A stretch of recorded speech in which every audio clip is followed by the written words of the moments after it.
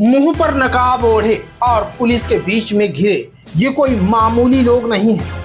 ये वो सातिर चोर हैं जिन्होंने मीरा रोड के राधा अस्पताल में बुर्खा पहनकर 21 लाख रुपए की चोरी की वारदात को अंजाम दिया था।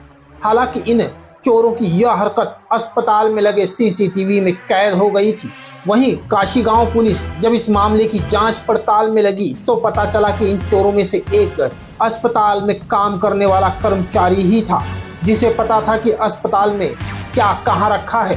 वहीं चोरी की वारदात को अंजाम देकर ये सातिर चोर उत्तर प्रदेश भाग निकले थे, परंतु तकनीकी जानकारी व मुखबिरों द्वारा प्राप्त सूचना के आधार पर काशीमीरा गांव पुलिस ने इन्हें उत्तर प्रदेश जाकर गिरफ्तार कर लिया तथा इनके पास से चोरी के 21 लाख रुपयों में से 18 लाख रुपए बरामद भी किए, जो कि आप पुलिस के हाथों में देख सकते हैं। वहीं पुलिस उपायुक्त प्रकाश गायकवाड़ ने बताया कि बाकी पैसे इन चोरों ने खर्च कर दिए हैं। काशीगाव पोलीस स्टेशनच्या हद्दीमध्ये दिनांक 21/9/2024 रोजी डॉक्टर कपिल शुक्ला यांच्या हॉस्पिटलमध्ये चोरी झाल्याची तक्रार पोलीस स्टेशनला प्राप्त होती। या तक्रारीवर तात्काळ Kashigaon police station dB team यांनी तात्काळ कारवाई करून तांत्रिक विश्लेषण करून सीसीटीव्ही फुटेजचं विश्लेषण, सीडीआरचं विश्लेषण या सगळ्या गोष्टी करून 3 आरोपी जे आहेत ते अटक करण्यात आलेले आहे। मनीष कुमार मिश्रा याला उत्तर प्रदेशमधून अटक केलेलं आहे।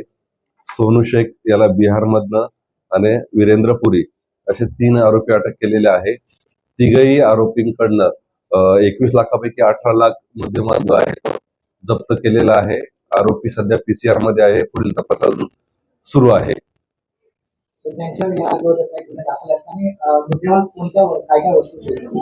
याच्यामध्ये आरोपी जे आहे ते सर्व अटकेत आहे। यापूर्वीचे गुन्हे त्यांच्यावर काही निष्पन्न झालेले नाहीये आणि 21 लाख रुपये रोख रक्कम गेलेली होती, त्यापैकी 18 लाख प्राप्त आहे। अजून 3 लाख रिकव्हर करणं बाकी आहे।